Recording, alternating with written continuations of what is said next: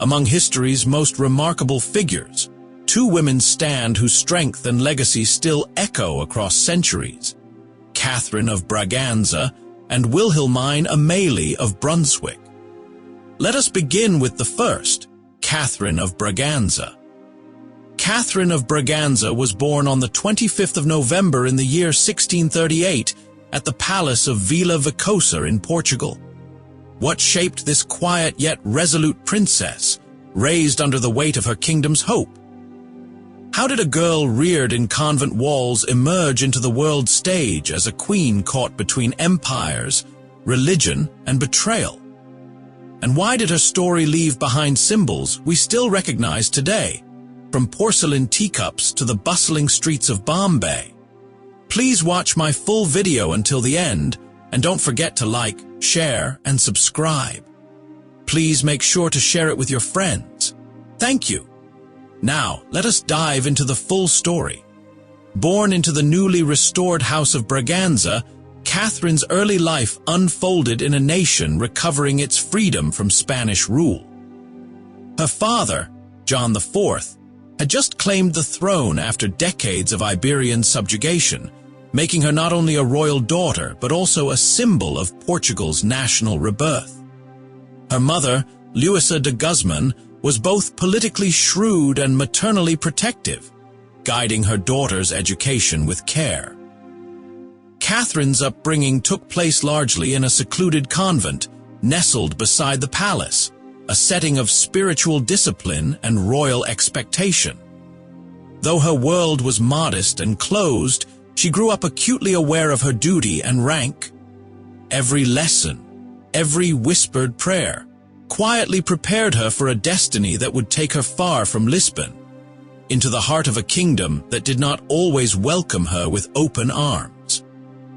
Portugal in the mid-17th century was a kingdom reborn, and Catherine of Braganza stood at the heart of its fragile hope. In 1640, when Catherine was just a toddler, her father overthrew Spanish rule and was crowned John IV, the first monarch of the Braganza dynasty. This restoration marked the end of 60 years under foreign kings, and Catherine's family suddenly held the weight of a nation's future. Her birth, just 2 years before this seismic shift, made her a child of the new era, a living emblem of Portuguese resilience. But the cost of freedom was war, and Catherine's father spent his remaining years defending the crown. After his death in 1656, her mother, Luisa de Guzman, became regent. Far more than a ceremonial figure, Luisa ruled with precision and strength. She protected the young Braganza throne and envisioned a grand destiny for her daughter. As Catherine was raised quietly in her Lisbon convent, her mother plotted an alliance that would outlast battles, a royal marriage strong enough to safeguard Portugal's independence. Suitors from Europe's grandest houses were considered, but Luisa's eyes turned toward England, where the exiled Charles Stuart was preparing to reclaim his throne. If the match succeeded, it would not only secure military support, but elevate Catherine onto the global stage as Queen of England. This was not just a family ambition. It was a strategic maneuver crafted by a mother who saw marriage as a weapon in the fight for sovereignty. Behind the scenes of courtly elegance, Catherine's future was being shaped by treaties, naval ambitions, and diplomatic whispers. After years of political tension and conflict with Spain, Portugal needed a strong ally. England, freshly restored under Charles II after the collapse of Cromwell's rule, offered that possibility. And in return, England saw in Portugal a gateway to colonial riches. A royal marriage between Charles and Catherine promised not just personal union but strategic advantage on a global scale. Negotiations began during the English Civil War and resumed with urgency after the Restoration in 1660. Catherine's dowry was no ordinary gesture. It included the vital trading ports of Tangier in North Africa and the 7 islands of Bombay, a gift that would one day transform the future of British India. Also promised were valuable trade rights in Brazil and the East Indies, along with 2 million Portuguese crowns. In return, England pledged military support against Spain and guaranteed religious freedom for Catherine. Despite Spanish opposition and complex negotiations, the contract was signed in June of 1661. Catherine, still in Lisbon, was preparing for a future she had not chosen, yet fully accepted. For England, it was a deal sealed with ambition. For Portugal, it was a lifeline. And for Catherine, it was a path that would take her away from everything she knew into a court full of expectations, tension, and foreign customs. She was not just marrying a man, she was marrying an empire's fate. Catherine's journey to England was as symbolic as it was personal. In the spring of 1662, she set sail from Lisbon, leaving behind her homeland, her language, and the familiar rhythm of convent life. Arriving in Portsmouth on a rainy night in mid-May, she stepped into a kingdom still adjusting to monarchy after years of revolution. Her arrival was quiet, no king to greet her at the dock, no grand procession, just the weight of expectation pressing on a young bride from afar. When Charles finally came to meet her days later, their first impressions were mixed. He was amused and cautiously optimistic. She was shy, devout, and dressed in fashions unfamiliar to English eyes. Though a Catholic, she was about to become queen consort of a Protestant nation, a tension that would define her role for years to come. Their marriage took place on the 21st of May in Portsmouth, a private Catholic ceremony first, followed by a public Anglican one. Already, the Queen was navigating a double life, one rooted in faith, the other in diplomacy. Soon after, the royal couple made their ceremonial entry into London. The city greeted them with processions, music, fireworks, and a specially constructed bridge. Yet beneath the celebration lay unease. Catherine's quiet manners, foreign customs, and strong Catholic faith stood in stark contrast to the raucous, scandal-ridden English court. Still, she held her head high, determined to fulfill her duty as queen, even if it meant walking into an unfamiliar world without allies. From the moment she entered Whitehall Palace, Catherine found herself surrounded by whispers and betrayal. Though married by alliance, she had hoped for companionship. What she encountered instead was heartbreak. King Charles II, charming and worldly, had long been entangled with a string of mistresses, most notoriously Barbara Palmer, the Duchess of Cleveland. Far from being cast aside after his marriage, Barbara remained firmly embedded in court life, flaunting her influence and bearing the king's children. To Catherine's quiet horror, Barbara was even appointed as one of her ladies of the bedchamber. It was a cruel humiliation.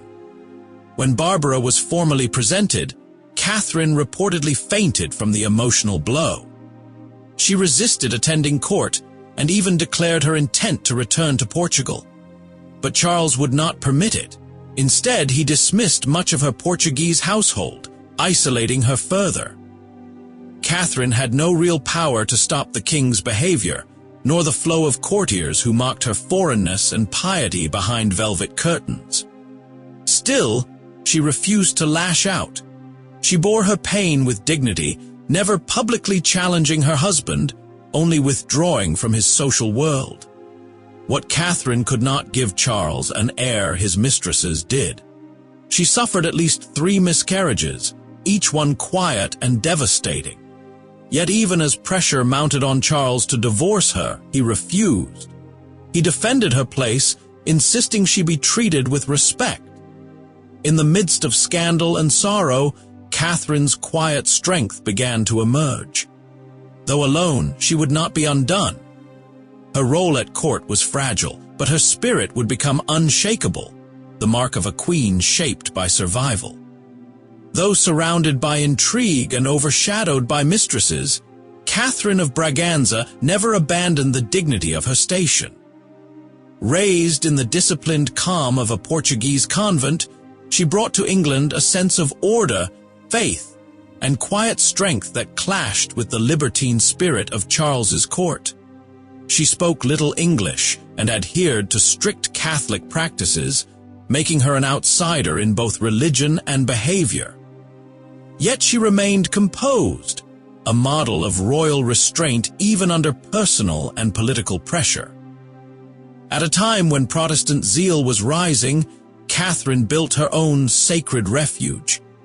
In 1665, she sponsored the construction of a Franciscan house near St. James's, providing a spiritual home for 13 Portuguese monks. Her household maintained a private chapel, and though Catholics were barred from public office, her quiet observance of faith inspired admiration from some and suspicion from others. Even Charles, who dismissed religion in public, respected Catherine's piety in private, describing her devotion in warm letters to his sister. At court, she rarely played politics, but she found small joys where she could. Catherine developed a fondness for card games, dancing, and open-air gatherings. Once, she even slipped away in disguise to attend a village fair with her ladies, a rare moment of freedom that ended when the crowds recognized her. Still, she adapted. She found her place not by outshining others, but by standing firmly in who she was. With each passing year, her gentle endurance became her quiet rebellion, a queen who ruled no nation, but mastered herself. In the late 1670s, the quiet dignity that had defined Catherine's queenship was suddenly under siege. A wave of anti-Catholic hysteria swept through England, sparked by a fabricated conspiracy known as the Popish Plot. The claim was shocking, that Jesuits and Catholic nobles planned to assassinate King Charles II and replace him with his Catholic brother, James. Among the accused was Catherine herself, the Queen Consort of England. The accusations were led by Titus Oates, an ambitious and deeply dishonest man who exploited public fear for personal gain. In 1678, he claimed that Catherine's servants had murdered a magistrate and that she was secretly plotting to poison the king. On November 28th, the House of Commons went so far as to order her removal from Whitehall Palace. For a time, it seemed she might be brought to trial for treason. Through it all, Catherine remained calm. She did not plead or panic. Instead, she relied on the one person who had never wavered in defending her, Charles. Despite their strained marriage, he publicly stood by her, refusing to allow his wife to be dragged into court. Parliament eventually dropped the charges, and the House of Lords rejected her impeachment. The Queen was cleared, but not unscathed. The ordeal brought a shift in their relationship. Catherine began to write of Charles's wonderful kindness, and his visits to her became longer, more frequent. In crisis, their bond deepened. The woman once mocked and misunderstood had become a symbol of grace under fire. The Popish Plot had threatened her crown, but it also revealed her courage, a queen who endured suspicion without surrendering her soul. For Catherine of Braganza, the weight of queenship was never heavier than in her private world of grief. Her inability to bear a living child cast a long shadow over her reign, one filled with quiet sorrow and unspoken disappointment. She suffered at least 3 known miscarriages, and after each one, the hope of producing an heir dimmed. In a court that prized fertility and legacy, Catherine's childlessness became a silent wound that shaped how she was seen, judged, and often dismissed. Courtiers whispered of annulment. Advisors urged Charles to divorce her and marry a Protestant woman who could secure the dynasty, yet Charles refused. He insisted she be treated with respect, shielding her from the public callousness of palace politics. But even his loyalty could not soften the isolation Catherine felt. Without children, and with her Portuguese attendants dismissed by the king years earlier, she withdrew further from court life, retreating into her chapel, her gardens, and the company of a few trusted confidantes. Her mental and physical health faltered at times. In 1675, renewed talk of divorce contributed to a serious illness. Physicians blamed not just her body but her mind, weary from years of unspoken battles. She remained queen in title, but her influence had narrowed to the private and the spiritual. Her solace came from prayer, music, and the rare moments when Charles showed her kindness. Through solitude, Catherine endured. She did not rise in power, nor command vast support, but she survived, a quiet figure in silk and sorrow, holding fast to grace in a world that had no mercy for queens without heirs. In a kingdom that viewed Catholicism with suspicion, Catherine's faith was both her burden and her anchor. She never wavered from her beliefs, though doing so placed her at constant odds with public opinion and political forces. Forbidden from being crowned in an Anglican ceremony, she remained queen consort in name only, without the full ceremonial honors others had received. Yet Catherine found subtle ways to assert her presence, not through power plays, but through quiet consistency. Her private chapel remained active despite backlash, and she kept a household of priests even as Parliament passed laws expelling Catholic clergy. When her friend Francisco de Mello, a devout Catholic and former Portuguese ambassador, was appointed her Lord Chamberlain, it caused scandal, but she stood by him until political pressure forced his dismissal. In a court of loud voices, Catherine's silence carried its own weight. Paradoxically, her unwavering devotion began to soften public opinion. She became known for her modesty, kindness, and graceful endurance. Her love of tea, card games, and countryside picnics revealed a more human side, far from the foreign threat many had feared. By the late 1670s, even the king's newest mistress, Louise de Carlisle, treated Catherine with courtesy, and the queen returned that civility with quiet diplomacy. Without speeches or declarations, Catherine shaped her legacy. She may have been marginalized at court, but her resilience made her unforgettable, a woman who upheld her identity with such quiet strength that, in time, even her enemies took notice. When Charles II fell gravely ill in early 1685, Catherine was at his side in spirit, though not in person. She sent a message asking for his forgiveness if she had ever offended him, to which the dying king replied, "Alas, poor woman, she asks for my pardon. I beg hers with all my heart." It was a final, tender exchange, a quiet ending to a turbulent marriage. With Charles's death, Catherine's role as queen came to a formal close, but her presence at court did not vanish. As James II ascended the throne, Catherine remained in England, residing at Somerset House.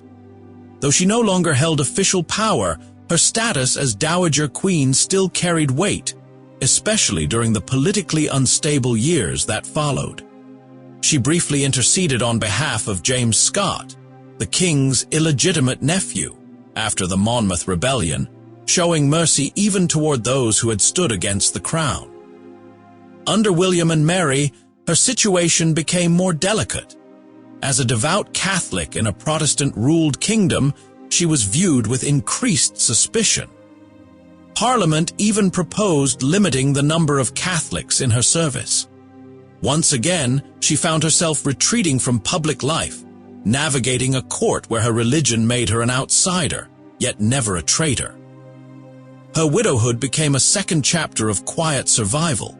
She no longer had to serve a crown, but she still had to defend her name.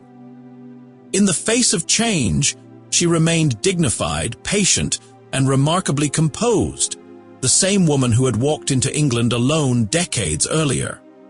After years of courtly solitude in England, Catherine of Braganza finally returned to her homeland in March of 1692. Lisbon welcomed her not just as a widow, but as a royal figure whose endurance had become legendary. Though she arrived in quiet retreat, her influence in Portugal was far from over. In a country still shaped by shifting alliances and succession concerns, Catherine stepped once again into public life, this time not as a consort, but as a trusted stateswoman. Her brother, King Peter II, entrusted her with regency on two separate occasions, first in 1701 and again from 1704 to 1705. Though brief, her regency affirmed the deep trust her family and country still placed in her. No longer confined to ceremonial roles, Catherine actively contributed to governance and diplomacy. She supported the Methuen Treaty in 1703, a pivotal agreement that strengthened trade ties between Portugal and England and laid foundations for future cooperation. Beyond politics, Catherine played a key role in mentoring her nephew, Dom João, the future Prince of Brazil. Her guidance helped shape the young prince's understanding of monarchy, responsibility, and diplomacy. All traits she had come to embody through decades of quiet perseverance. In returning to Portugal, Catherine reclaimed not only her native soil but her agency. No longer overshadowed by scandal or exile, she stood once more as a daughter of Braganza, wise, weathered, and politically astute. The queen who had once been misunderstood abroad was now revered at home. Though Catherine of Braganza never ruled a nation in her own right, her legacy quietly reshaped two empires. The most tangible gift of her marriage was Bombay, part of her dowry to England. Charles II later leased it to the East India Company, and what began as a strategic foothold would grow into one of the most important cities of the British Empire. Without fanfare or force, Catherine's name became entwined with the birth of colonial Mumbai, but her legacy was not just geographic, it was cultural. Catherine is widely credited with introducing the English court to the habit of drinking tea.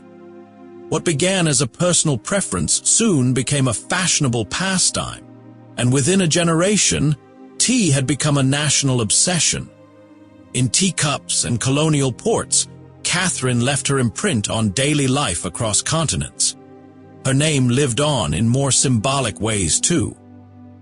Queens County in New York, later known as the Borough of Queens, may have been named in her honor, though historians still debate the truth of this. Streets in London, churches in Lisbon, and art in royal galleries continue to bear her likeness. Catherine's legacy did not roar, it echoed. In the movement of ships, the swirl of tea, and the slow rise of empire, her quiet presence lingered. She had arrived in England as an outsider, often overlooked and underestimated. But by the time she returned to Portugal, she had helped reshape global trade, courtly culture, and the very rhythm of British life, all without lifting a sword or issuing a decree.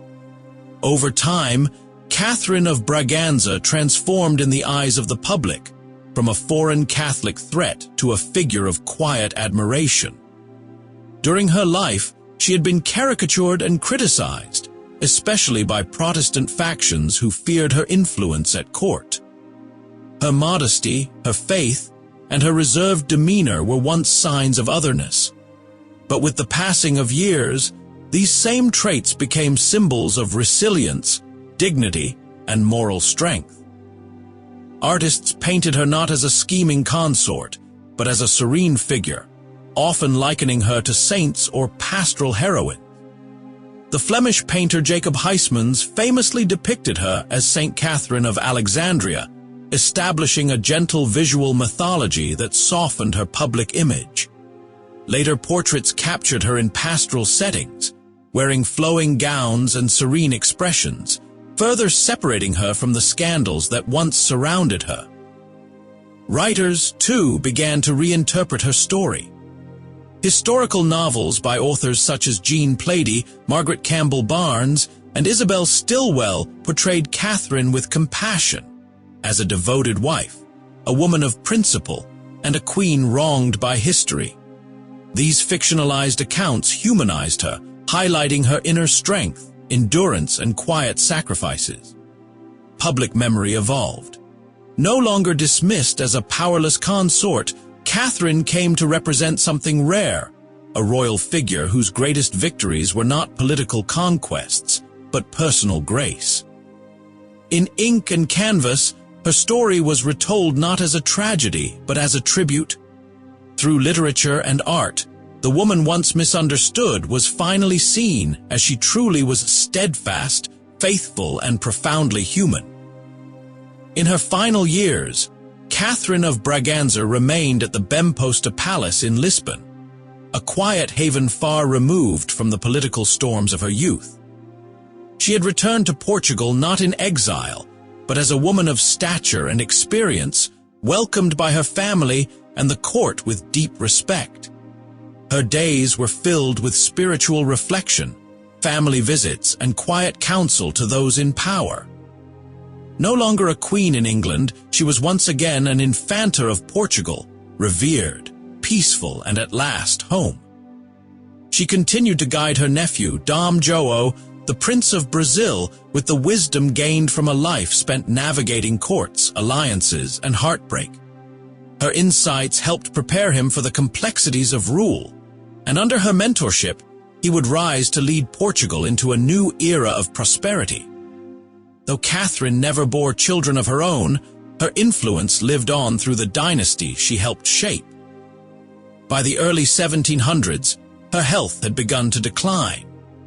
The woman who had once endured court scandal and religious persecution now moved through her palace with quiet grace. She kept close ties to her chapel and often spent time in contemplation. On the final day of 1705, she passed away peacefully, surrounded by those who had long admired her strength and patience. There were no grand declarations, no dramatic farewells, only the gentle closing of a chapter. Catherine's final days reflected the woman she had always been, steady, faithful, and deeply devoted to both family and faith. Catherine of Braganza died on the 31st of December in the year 1705 at the Bemposta Palace in Lisbon. She was 67 years old. Her body was laid to rest in the pantheon of the House of Braganza, among kings, queens, and the architects of Portuguese history.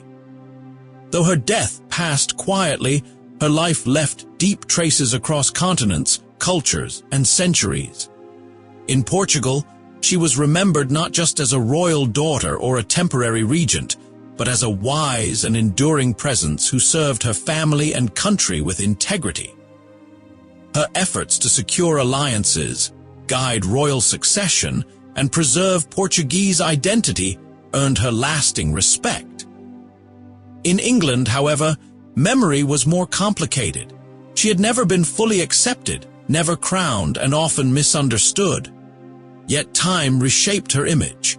The foreign Catholic consort became, in retrospect, a figure of quiet loyalty, a queen who never betrayed her faith, her husband, or her homeland. The symbols of her influence lived on long after she was gone.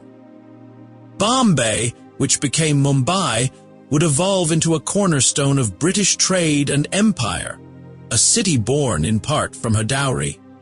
Tea, which she introduced as a daily pleasure, became an iconic part of British culture.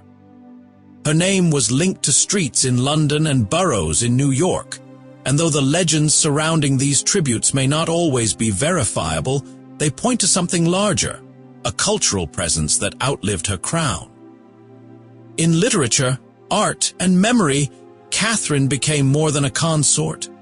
She became a symbol of endurance, of a woman who was tested by scandal, silenced by politics, and yet endured with unwavering grace.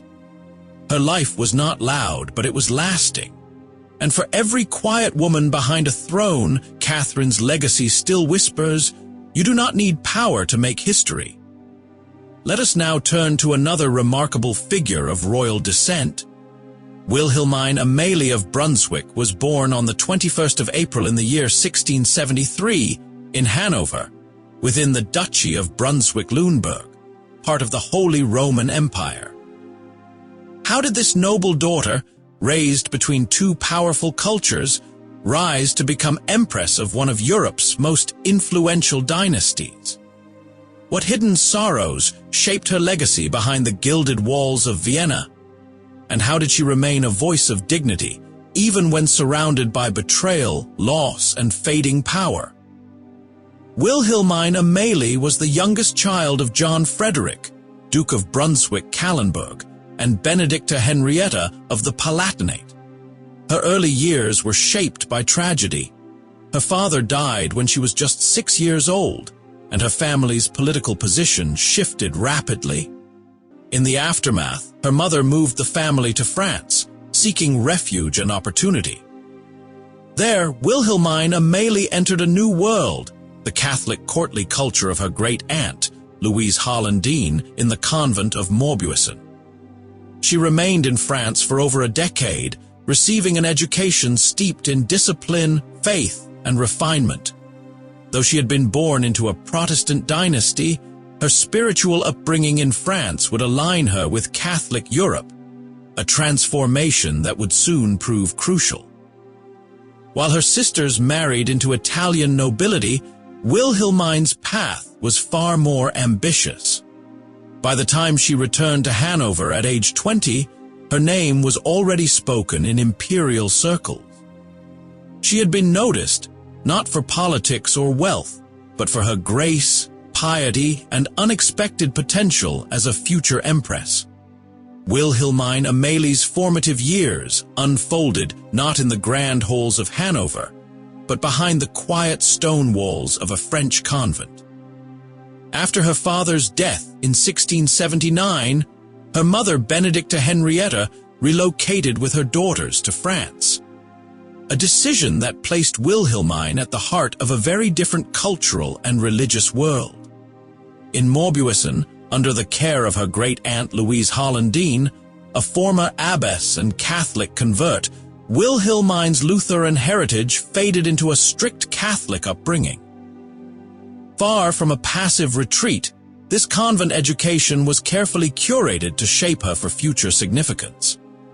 She was taught languages, music, religious devotion, and the social graces expected of high nobility.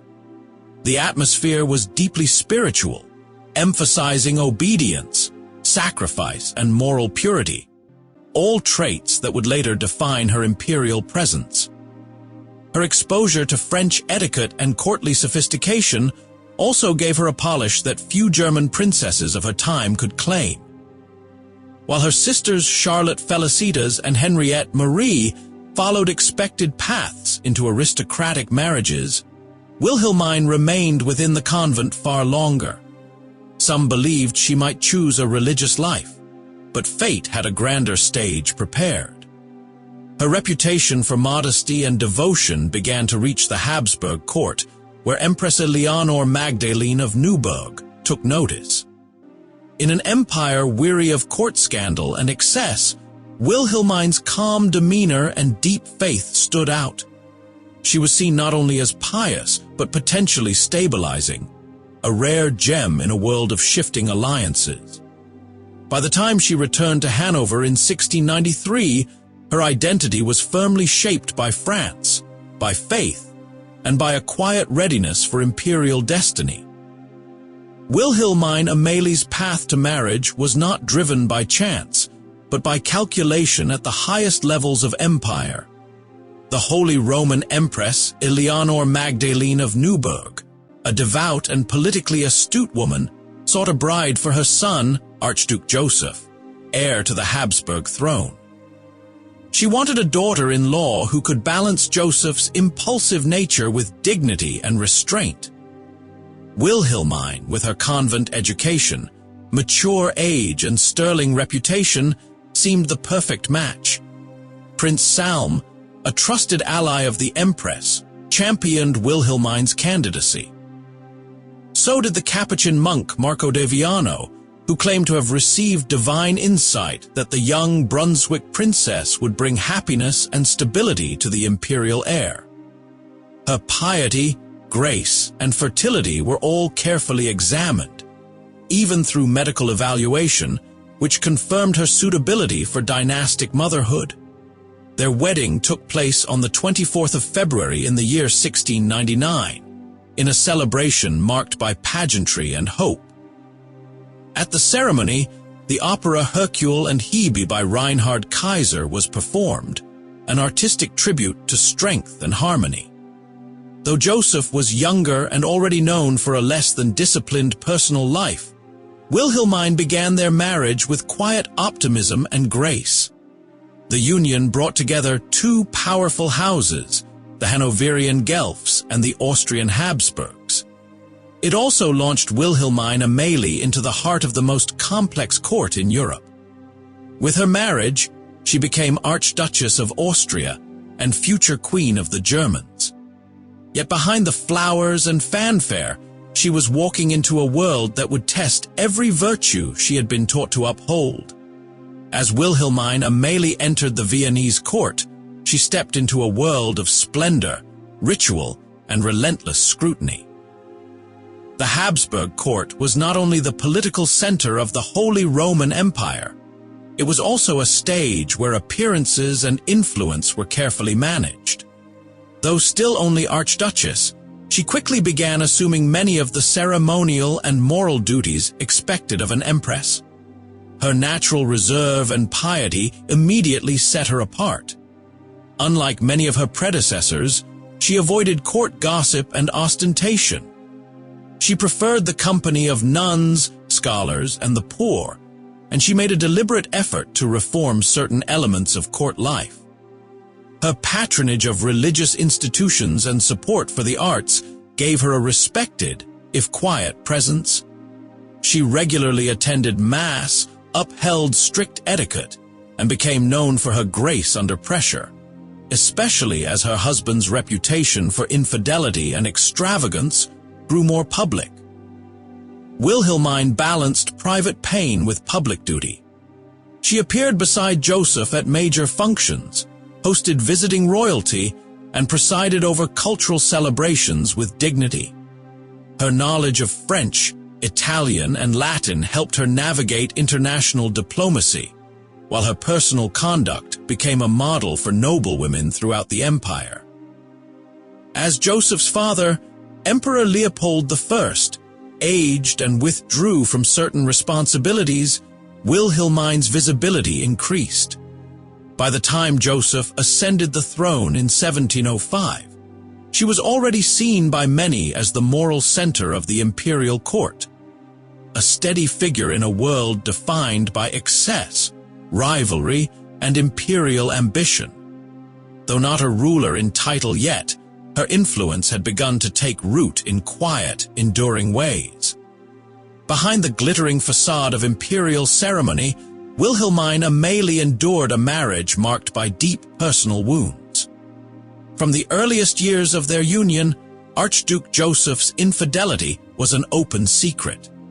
His charm and vitality, so admired by the court, were shadowed by recklessness and disregard for the sanctity of his vows. Wilhelmine, raised in strict moral discipline, was forced to navigate her role as wife and empress amid humiliation and emotional isolation.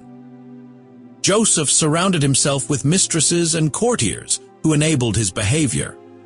His extramarital affairs were not only frequent, but politically dangerous, involving noblewomen, actresses, and even ladies in waiting. These entanglements stirred gossip, bred factionalism, and weakened the moral authority of the Habsburg court. At times, the scandal reached such proportions that clergy and foreign ambassadors voiced their concern. Wilhelmine's response was one of restrained sorrow. She neither lashed out publicly nor withdrew from her duties. Instead, she turned more fervently toward religion, finding solace in prayer, confession, and charitable works. Her self-control won admiration from many, especially within Vienna's religious circles. But privately, she was devastated. The hope of building a loving and fruitful marriage had faded, and trust was replaced by quiet endurance. More painful still was the effect on her health and fertility. Though she bore 3 children, including a son who died young, her chances of providing a male heir diminished. Some speculated that Joseph's libertine behavior may have brought disease into their marriage, a suspicion that would later carry grave dynastic consequences. In a court where love was often political, Wilhelmine remained faithful to a man who betrayed her trust. It was a silent battle she fought daily, preserving dignity in a world where she could not protect her heart. One of the most devastating turns in Wilhelmine Amalie's life came not from politics or war, but from a private betrayal with lifelong consequences. In the early years of her marriage, Joseph contracted a venereal disease, likely syphilis, from one of his many affairs. Unaware or unconcerned with the danger, he transmitted it to Wilhelmine. What began as emotional hurt soon turned into physical suffering. The illness had lasting effects on her health and left her unable to bear more children. The possibility of a male heir, vital for Habsburg continuity, was extinguished. Though she had already given birth to 2 daughters, Maria Josepha and Maria Amalia, the lack of a surviving son became a looming political crisis. The emperor's recklessness had not only fractured their marriage but threatened the entire dynastic line. Wilhelmine suffered quietly. She never publicly blamed her husband, nor did she withdraw from her duties. But her body bore the cost of his betrayals, and so did her reputation. Whispered rumors, half-truths, and medical speculation surrounded her. Some even questioned whether she had failed in her role as Empress, not understanding that she was, in truth, a victim of choices made by others. This chapter marked a turning point. From this moment forward, Wilhelmine's life would be guided less by hope and more by endurance. Her relationship with Joseph grew colder, and her role became increasingly ceremonial. Yet she held her head high, embodying grace even as her dreams for a secure future, as a wife, as a mother, and as Empress, slipped away. Her suffering remained hidden behind veils of etiquette and silence, known only to those closest to her. As the years passed and no male heir was born, whispers turned to worry in the corridors of power. The Holy Roman Empire, already bound by a fragile network of loyalties, depended on clear succession. Wilhelmine Amalie's 2 daughters were intelligent and graceful, but they were not sons. And in the early 18th century, the absence of a male heir spelled potential disaster. Though few dared speak openly, anxiety gripped the Habsburg court. Joseph's reckless lifestyle had rendered Wilhelmine unable to conceive again, and her position became increasingly vulnerable. Court advisors considered alternative lines of succession.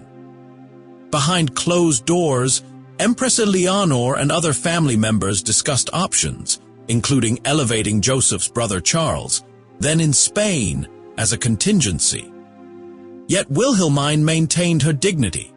She supported her daughter's education and upbringing, shielding them from the shadows cast by their father's actions. She remained involved in public life, fulfilling her ceremonial duties with unbroken poise. But the reality could not be ignored. Her body had been wounded, her fertility extinguished, and her queenship quietly diminished. Still, she did not complain. To speak would have been to shame the emperor, to fracture the illusion of imperial harmony. So the Empress remained silent, her sorrow buried beneath layers of silk and devotion. The childless crisis defined the later years of her marriage, turning her role from hopeful matriarch to symbolic consort. Even as others planned for a future without her lineage, Wilhelmine chose dignity over despair, refusing to let tragedy define her entirely. Though Empress Wilhelmine Amalie had been pushed into the background of dynastic strategy, her influence never entirely vanished. She was not a commanding political figure in the traditional sense. No speeches, no councils, no public interventions, but behind the scenes, her voice shaped critical outcomes. Through careful counsel, quiet resilience, and strategic loyalty, she became a powerful presence within the imperial family and court. Her influence flowed most strongly through her daughters. Maria Josepha and Maria Amalia, though born into a cloud of dynastic uncertainty, were raised with care and purpose. Wilhelmine ensured they received strong Catholic instruction, diplomatic awareness, and a refined courtly presence. She worked quietly to secure respectable and politically advantageous marriages for both, including Maria Josepha's union with the Elector of Saxony, which would lay the groundwork for her grandson's future as King of Poland. Faith remained central to Wilhelmine's identity and authority. She formed lasting alliances with religious figures across the empire, bishops, confessors, and abbesses, who often turned to her for patronage or guidance. At times when court politics grew turbulent, these networks acted as her voice, ensuring her views reached key players without confrontation. Even Joseph, despite their cold marriage, sometimes heeded her judgment. She spoke rarely, but when she did, it was with calm precision. Rather than confront the men who ruled the empire, she shaped the women who would mother its future rulers. In this way, Wilhelmine Amalie's influence was not extinguished. It was simply quiet, spiritual, and enduring, woven into the very soul of the dynasty she served. In the year 1711, Emperor Joseph I died suddenly of smallpox at the age of 32. His death sent shockwaves through the Habsburg court and across the empire, not only because of his youth, but also because of the unanswered question of succession. For Wilhelmine Amalie, the moment was both personal and political, the end of a difficult marriage and the beginning of an uncertain widowhood. Though their relationship had long grown distant, Joseph's death still struck a chord of sorrow. They had shared years of public duty, private struggle, and imperial obligation. Yet Wilhelmine's mourning was quiet and composed, marked more by ritual than visible grief. As the now Dowager Empress, she dressed in black, retreated from the grand halls of Vienna, and entered a new chapter shaped by reflection and restraint. Power shifted rapidly after Joseph's death.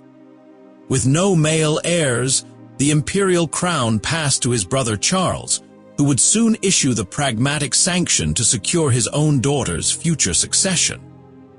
Wilhelmine's daughters were effectively bypassed. Though she held no formal political authority, Wilhelmine remained a dignified figure in court, respected for her piety and discretion. The court around her changed, new faces, new loyalties, new policies. But she remained steady, anchored in faith and memory. No longer Empress but not forgotten, Wilhelmine Amalie watched from the margins as a new imperial order took shape, knowing that her legacy would now depend on wisdom, patience, and the quiet strength of her maternal role. With Emperor Joseph I gone, Wilhelmine Amalie's focus turned fiercely toward protecting the rights of her daughters. The issue of succession was not merely a dynastic formality. It was a battle for legitimacy, legacy, and justice. Joseph had left no surviving sons, but he had once signed a secret pact with his brother Charles, agreeing that if either died without male heirs, the daughters of the elder would inherit. However, now as emperor, Charles VI reversed course. He introduced the pragmatic sanction, which prioritized the inheritance of his own future daughter, Maria Theresa, over the daughters of Joseph. This political maneuver deeply unsettled Wilhelmine. It was not just a personal betrayal, it was a denial of her daughter's imperial birthright. Wilhelmine Amalie refused to remain silent. Though never loud in court politics, she took legal steps, gathering documentation, witnesses, and legal scholars to support her daughter's claim. Her cause won sympathy from jurists and even some within the Habsburg family. Yet Charles's growing power and the need for dynastic stability overrode principle. Gradually, her efforts were stonewalled. Still, Her quiet determination left an impression. She showed that even in widowhood, an empress could challenge injustice with grace. Wilhelmine's battle may have been lost in the courts, but it echoed through diplomatic channels across Europe. She emerged not as a schemer, but as a mother defending what was hers by right, a portrait of integrity in an age of political manipulation. With her daughter's succession hopes fading, Wilhelmine Amalie chose a different path, one that led her away from politics and deeper into faith. In 1722, she founded a new Ursuline convent in Vienna, dedicated to education, prayer, and service. Far from a retreat into silence, this act was a declaration of values that dignity and influence could flourish outside the palace walls. The convent became her sanctuary and her stage. She moved into modest quarters within the institution and spent her days in spiritual practice, religious instruction, and careful management of the order's affairs. Her presence brought prestige to the convent, attracting noble patrons and funding. Girls from elite families were educated under her patronage, blending devotion with classical learning. Beyond the convent walls, Wilhelmine continued to influence the cultural life of Vienna. She supported composers, artists, and scholars who advanced the ideals of piety and refinement. Her taste leaned toward the serene and spiritually uplifting, works that emphasized harmony over grandeur. Though no longer in courtly command, her quiet encouragement helped shape the aesthetics of a generation. Even as emperors came and went, Wilhelmine's example endured, not in decrees or battles, but in the rhythms of prayer, teaching, and the beauty of calm resilience. She had once been a queen consort, but now she was something perhaps rarer, a woman who shaped hearts through silence and built legacies with faith. As years passed, Wilhelmine Amalie found comfort not only in her religious life, but also in enduring family connections. Most touching among these were her bonds with the two other imperial women who had once shared power and prestige. Her mother-in-law, Eleanor Magdalene, and her sister-in-law, Amalia Wilhelmina. Though dynastic politics had often separated women in court, these three empresses formed a rare triangle of mutual respect and loyalty. Together, they represented three chapters of the Habsburg story, a generation of women who had borne royal children, survived marital sorrow, and witnessed the turbulent rise and fall of emperors. They corresponded frequently, visited each other when possible, and supported shared charitable causes. Within their circle, age and hierarchy mattered less than shared memory and quiet understanding. Wilhelmine also remained close to her daughters, especially Maria Josepha, who had by then become Electress of Saxony. Their letters reflected a mix of maternal concern and political awareness, with Wilhelmine offering advice on navigating court life, family challenges, and faith. Though distant, their connection was intimate, a mother's voice echoing across borders and titles. These faithful relationships sustained her. In a world where political favor shifted quickly and power was often a lonely burden, Wilhelmine Amalie found in family and friendship a deeper kind of empire. One built not on land or law, but on enduring devotion, shared memory, and the tender strength of women who remembered. Long after her departure from courtly life, Wilhelmine Amalie remained a quiet force in Vienna. She wielded no scepter, signed no decrees, and held no formal title of power. Yet through her commitment to charity, education, and social welfare, she shaped the spirit of the city more deeply than many rulers ever could. Her Ursuline convent became a beacon of learning for girls, offering an education rooted in discipline, virtue, and intellectual curiosity. Wilhelmine saw education not as a privilege for the few, but as a duty, especially for young women who would someday influence families, communities, and even nations. She encouraged literacy, theological study, and even exposure to the arts, helping shape a generation of women who could think, feel, and lead with clarity. Beyond the convent, she funded hospitals, soup kitchens, and shelters for widows, acts often done without ceremony or recognition. Her charities served not just the nobility but commoners, blending spiritual grace with practical care. She believed in a Christianity of action, one that required humility, sacrifice, and service. Vienna responded in kind. While emperors changed and courts shifted tone, Wilhelmine Amalie's name remained respected, even revered. She became a symbol of noble responsibility, of what it meant to be powerful not in command, but in conscience. Her quiet reign, though unofficial, shaped the soul of a city that remembered her kindness long after her crown had faded.